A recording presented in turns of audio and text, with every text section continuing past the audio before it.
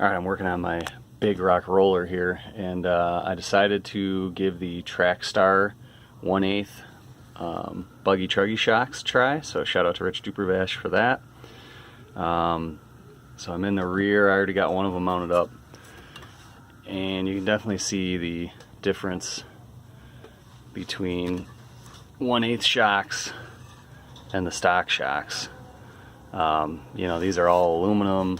The only spot that's plastic is the perches and the rod ends. The top part is all aluminum. Even the adjustment collar is aluminum, which is pretty cool. So again, here's the here's stock. So they're slightly longer, but I think that's okay for these 3S trucks. I did not use the stock springs. These are some Techno SCT green springs, and they feel pretty nice, so I think they'll work out good. And then I took it one more step in order to take up that slop, because you can see that hole is a large hole and it would be very sloppy when you put the screw in. So I did one other thing. Alright, so you can see the ball end here. And I noticed it was plastic, and then I noticed that their insert is also plastic. So, handy shock tool.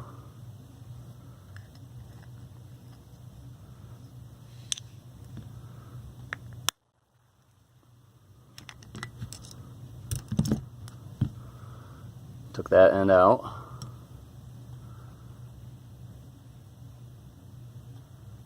And then I put it, it'll just fit in here, right? But it's way too long. So,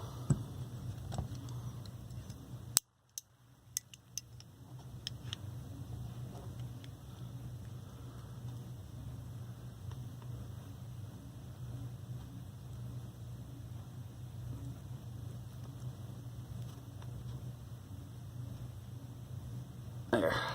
It's about as far as I can smash it in. And then I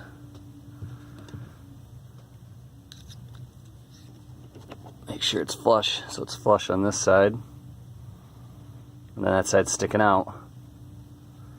So then I'm going to Dremel it flat. So now you can see, Dremeled flat, it'll clear, and your stock screw goes right in there, no slop. So that's my fix, and I think that's an extremely easy fix. So then the only other thing about mounting these is you can see there's a tremendous amount of space right here. So this is in there how it naturally wants to be. So you don't want to pull this over and stress it. And it would also put it closer to the drive shaft, which in the front it's extremely close no matter what. So what I did is I had a spacer, plastic spacer I found, and 2 shims, and so I put shim, plastic spacer, or a washer I should say, washer, plastic spacer, and washer, and that's about a 2.5 millimeter space. In the front I actually had a 2 millimeter spacer that was off of a T-bone bumper kit. They'd sent a couple, and on my Sentin I put a T-bone bumper on, and I ended up not using those. But that was my solution for the back. So you got to do something to take up that space. Well, I found a combination that I like of oils. The front, I ended up putting these 42.5 weight.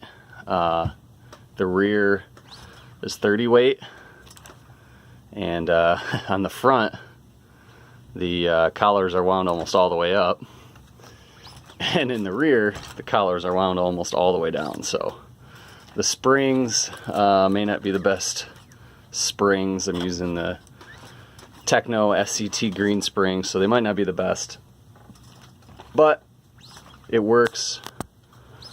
It's plush, so I really like it.